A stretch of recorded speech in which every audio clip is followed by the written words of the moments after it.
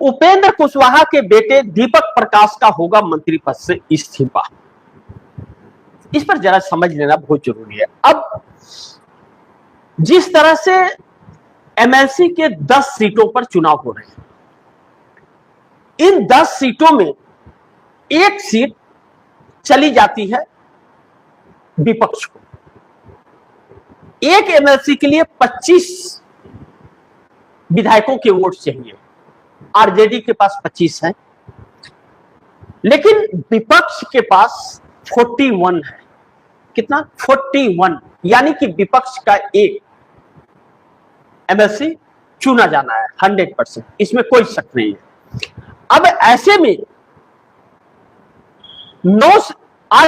9 सीटें जो बचती है, तो 4 सीटों पर तो जेडीयू ने आधा बंटवारा कर लिया, जेडीयू ने ले लिया भारतीय जनता पार्टी से।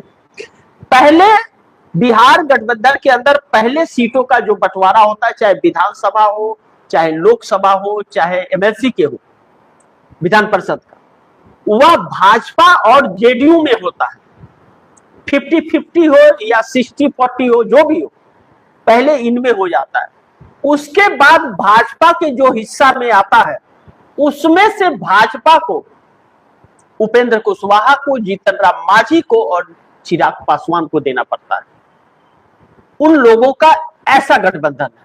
नीतीश कुमार का उन लोगों के साथ गठबंधन नहीं है। जीतन राम मांझी, उपेंद्र कुशवाहा, चिराग पासवान के साथ नीतीश कुमार का कोई गठबंधन नहीं है। इसीलिए अब जेडीयू नीतीश कुमार की पार्टी के 4 सीट मिल गए, बचे 4 में भारतीय जनता पार्टी ने अपने प्रत्याशी खड़ा कर दिए। 9वां सीट जो है, नीतीश कुमार की सीट एमएलसी की जो खाली हुई है, उसके कार्यकाल 6 साल के नहीं है, कम के हैं, तो उस पर तो जेडीयू का ही प्रत्याशी खड़ा होगा, दूसरे का नहीं। तो यानी कि 5 सीटें आ गई नीतीश कुमार के पास। अब नीतीश कुमार ने दिया नहीं उपेंद्र कुशवाहा को। उपेंद्र कुशवाहा ने के बेटे जो मंत्री बन गए, कैबिनेट मंत्री, तो लाजमी है कि अमित शाह की इजाजत से ही बने होंगे। जब अमित शाह के इजाजत से बने, तो फिर अमित शाह को सीट देनी चाहिए। उपेंद्र कुशवाहा और जीतन राम मांझी से वादा किया गया था अमित शाह द्वारा चुनाव के वक्त विधानसभा की 7 सीटें आप लोगों को दे रहे हैं, एक एमएलसी का और एक राज्यसभा का टिकट देंगे। राज्यसभा का भी नहीं दिया और एमएलसी का भी नहीं दिया, यानी कि ठेंगा दिखा दिया। ऐसे में अब जीतन राम मांझी और उपेंद्र कुशवाहा की तरफ से कहा जा रहा है कि भारतीय जनता पार्टी ने वादा खिलाफी किया है।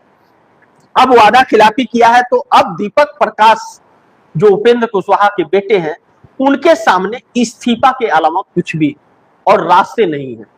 और अगर वह एमएलसी नहीं बन पाते हैं, अभी भी भारतीय जनता पार्टी कोई रास्ता नहीं निकालती है, तो फिर 6 महीना पूरा होते ही उनके इस्तीफा स्वतः कानूनन मान लिए जाएंगे, वह मंत्री नहीं रह जाएंगे।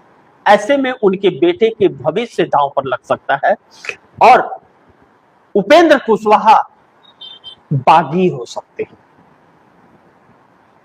अब बिहार के अंदर क्या घमासान होगा, यह देखना बड़ी महत्वपूर्ण होगा।